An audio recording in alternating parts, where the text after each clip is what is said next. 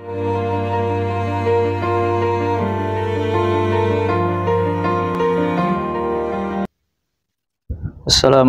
warahmatullahi wabarakatuh. Bismillahirrahmanirrahim. Alhamdulillahirabbil alamin wassalatu wassalamu ala asyrafil anbiya'i wal mursalin sayyidina maulana Muhammadin wa ala alihi washabihi ajmain. Subhanaka la ilma lana illa ma 'allamtana innaka antal alimul hakim. Rabbi shrah li sadri wa yassir li amri wahlul 'uqdatam min lisani yafqahu qawli. Subhanallah, alhamdulillah, la ilaha illallah, Allahu akbar, la hawla wala quwwata illa billahil azim. Adada kulli harfin kutiba yuktaba bidal abidin wa tahrat tahirin kalal muallif Abi Zakaria Yahya bin Syaraf an-Nawawi rahimahullahu ta'ala wa nafa'ana bihi wa bi ulumihi bidarin amin. Bismillahirrahmanirrahim. Babul amri bil muhafadzati ala sunnati wa adabiha ila qawlihi wa an Jabirin radhiyallahu ta'ala anhu radhiyallahu ta'ala anhuma qala Rasulullah sallallahu alaihi wasallam mathali wa mathalukum kamathali rajulin aw qada naran faja'ala al-janadib wal farash yaqa'na fiha wa huwa yadhubuhunna anha wa ana akhidhun bi hujazikum 'anin nari wa antum tafallatuna min yadayya ila akhiril hadis. Diriwayatkan dari sahabat Jabir bin Abdullah radhiyallahu taala anhu.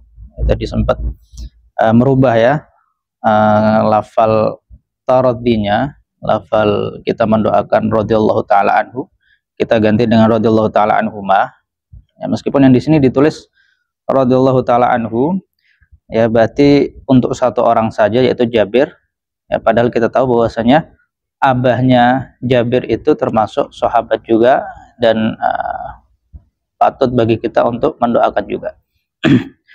Jadi kayak misalkan Abdullah bin Abbas radhiyallahu taala anhuma, karena Abdullah dan Abbas juga sama-sama sahabat ya, meskipun yang tertulis itu menggunakan radhiyallahu taala anhu untuk satu orang ya, tapi sudah menjadi adab ya bagi kita ya untuk mendoakan keduanya. Jabir bin Abdullah, Jabir ini termasuk sahabat yang paling banyak meriwayatkan hadis juga ya. Kemudian abahnya namanya Abdullah. Jabir ini sebenarnya di waktu masa awal-awal ya, dimulai peperangan ya, diperbolehkannya perang, itu Jabir ingin ikut berperang bersama ayahnya Abdullah. Cuman Abdullah itu ngelarang anaknya. Kenapa? Karena takut kalau seandainya Jabir itu wafat di peperangan dan Abdullah juga wafat. Kenapa? Karena Jabir itu punya 9 saudari perempuan, semuanya 9. Nah, jadi kalau Jabir wafat di peperangan, akhirnya nggak ada yang mengayomi saudari-saudarinya yang ada 9 itu tadi. Makanya di perang Badar, di perang Uhud, Jabir itu nggak ikut peperangan. Dan dilarang memang sama orang tuanya untuk mengantisipasi hal ini. Terkait Jabir juga turunlah ayat yang menjelaskan mengenai al-kalalah ya, yastaftunak kulillahu yuftikum fil kalalah. Jadi ketika ada orang tua ya meninggalkan anak, atau gini, Jabir itu misalkan meninggal, nanti Jabirnya meninggal kemudian meninggalkan putri saudari-saudarinya itu bagaimana hukumnya dalam warisan? Karena Jabir ini nanti nggak punya yang lain, nggak punya saudara laki-laki ya, posisinya belum punya anak juga, belum nikah. Dan bahkan nikahnya Jabir itu dengan seorang janda, dan sempat ditegur sama Nabi, kenapa nggak menikahi perawan ya, agar bisa apa istilahnya ya, canda tawa dulu lah ya dalam rumah tangga itu. Tapi kenapa lebih memilih janda? Kemudian Jabir menjawab, karena kalau janda itu mikirnya ya, dia itu bisa ngurusin adik-adiknya ya, karena kita tahu Jabir nggak punya lagi ya siapa-siapa. Kalau dia nikah sama perawan, belum pernah melahirkan kan, belum tahu bagaimana cara mendidik anak kan, seperti itu. Tapi kalau dia nikah sama janda, itu sedikit banyak bisa meringankan bebannya dia untuk mengurusi adik-adiknya itu. Hanya dia menikahi janda. Tapi tetap dalam fikih ya seorang itu dianjurkan untuk menikahi perawan. Ya. Tapi kalau seandainya lebih memilih janda dan ada alasannya, itu juga diperbolehkan juga. Nah, di sini beliau meriwayatkan sebuah hadis. Qala Rasulullah sallallahu alaihi wasallam, "Matsali wa matsalukum kamatsali rajulin aw qadanara." Perumpamaanku, ya, Nabi mengatakan perumpamaanku dan perumpamaan kalian itu seperti perumpamaan seseorang yang menghidupkan api, ya. Jadi ini Nabi menggambarkan perumpamaan dirinya dengan umatnya. Itu seperti apa? Itu seperti ada seorang laki-laki yang menghidupkan api, ya, di tengah malam. Faja'alal janadib wal farash yaqa'na fiha. Kemudian serangga-serangga, kemudian jangkrik, kemudian ada binatang-binatang yang suka dengan api itu mendekat kepada api. Jadi umatnya Nabi itu diibaratkan seperti binatang-binatang tadi yang mendekati api. Api itu disamakan dengan maksiat atau sesuatu yang mengantarkan dia kepada kerugian atau kerusakan. Ya, jadi yang menghidupkan api itu Nabi, ya. Api itu maksiat, ya, atau azab. Kemudian serangga itu umatnya. Kenapa serangga itu mendekat kepada api? Karena dia tertarik dengan sinar tadi, ya, di tengah malam. Yaqa'na fiha wa huwa yadhubbuhunna, dan orang tadi itu mengusir serangga-serangga itu dari api. Yadhubbu. Jadi kenapa dzubab itu dikatakan dzubab, ya, lalat itu karena idza dzubba aba, kalau dia diusir dia kembali lagi. Dzubba aba. Wa huwa yadhubbuhunna anha.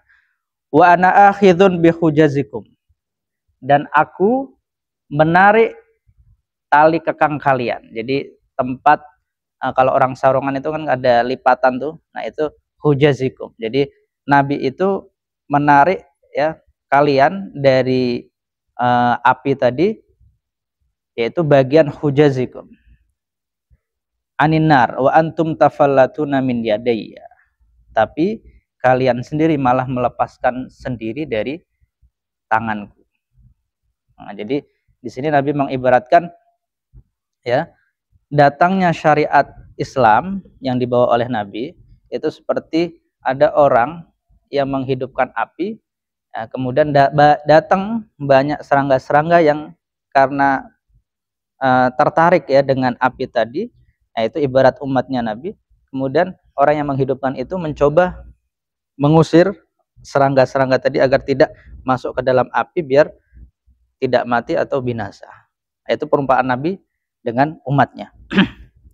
Nabi juga pernah memperumpamakan, ya, seperti Nabi itu ibarat membuka jamuan di dalam rumah. Kemudian orang-orang yang masuk ke dalam rumah itu dianggap sebagai ummatul ijabah, yaitu umat yang menerima panggilan Islam. Adapun orang-orang yang di luar itu umat ad-dakwah, umat yang sudah mendapatkan undangan, ya, sebelumnya mungkin sudah dibuat pengumuman tapi mereka tidak mau masuk ke situ. Itu perumpamaan antara Nabi dengan umatnya.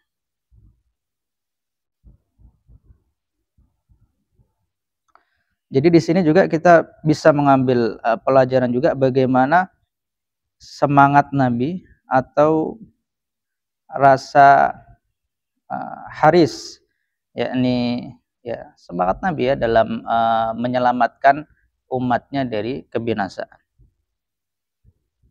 Ya, kita lihat sikap para nabi yang lain, ya, selain Nabi Muhammad dalam menghadapi umatnya. Kita lihat dalam contoh Nabi Ibrahim. Nabi Ibrahim ketika melihat para umatnya itu banyak yang tidak memenuhi panggilan beliau mengatakan, annahunna adlalna katsiran minan nas faman tabi'ani fa innahu minni. Jadi mereka itu disesatkan dengan berhala-berhala. Barang siapa yang ikut denganku, maka dia tergolong bagianku. Nah, jadi Nabi Ibrahim di sini membiarkan orang yang tidak beriman. Nah, itu yang pertama, Nabi Ibrahim. Contoh Nabi Isa misalkan, ketika melihat umat-umatnya itu banyak yang tidak masuk Islam, Nabi Isa mengatakan, in tu'adzibhum fa innahum ibaduk. Kalau kamu ya Allah mengadab mereka, yaitu kehendakmu, karena mereka itu adalah hambamu. Tapi kalau seandainya engkau seandainya engkau mengampuni mereka, ya fa innaka antal azizul hakim, ya engkau adalah zat yang maha perkasa.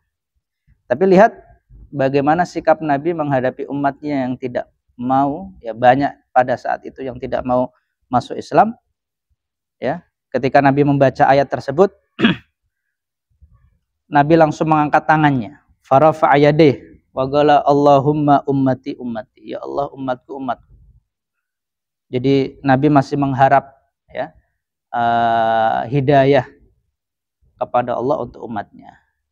Ya, kita juga mendengar ya, cerita pada saat Nabi itu ke dakwah di Taif, ya, dakwah di Taif. Ya, ketika Nabi di situ ketika dakwah kemudian tidak diterima, kemudian dilempari dengan batu, kemudian malaikat penjaga gunung sudah menawarkan diri untuk mengadab ya orang yang tidak mau menerima dakwah Nabi, tapi Nabi mengatakan apa? Allahumma hdi qaumi fa innahum la ya'lamun. Ya Allah, berilah mereka hidayat karena mereka kaum yang belum mengetahui hakikat Islam itu seperti apa. Barangkali akan muncul dari keturunan mereka ya orang yang akan masuk Islam. Padahal udah menyiapkan itu malaikat untuk mengadab mereka.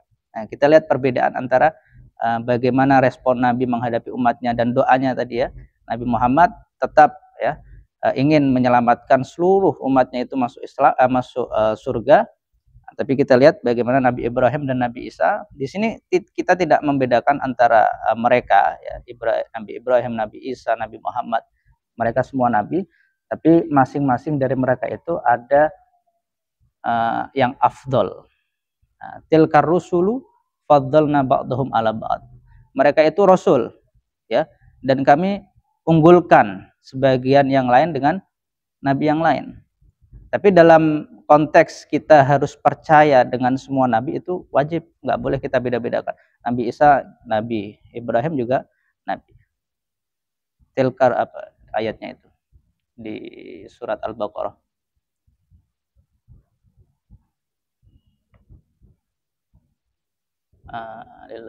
Amar Rasulullah. Apa itu ayatnya? Ingat gak? Di ini. La nufarriqu baina ahadim mir rusulih. La nufarriqu baina ahadim mir rusulih. Kami enggak membedakan antara satu nabi dengan nabi yang lain. Nah, ini dalam konteks bahwasanya mereka itu sama-sama nabi. Tapi kalau dalam konteks antara satu nabi dengan nabi yang lainnya itu mempunyai kelebihan, yaitu ada perbedaan memang. Ya, Nabi Muhammad nabi yang paling afdol. Nah, kita bisa lihat dari bagaimana Nabi Muhammad itu menyikapi umatnya ketika mereka enggak beriman. Nah, kemudian dibandingkan dengan Nabi Ibrahim dan Nabi Isa ketika mereka menghadapi umatnya. Wallahu a'lam bishawab. Subhanakallahumma wa bihamdika asyhadu an la ilaha illa anta astaghfiruka wa atubu ilaik. Assalamualaikum warahmatullahi wabarakatuh.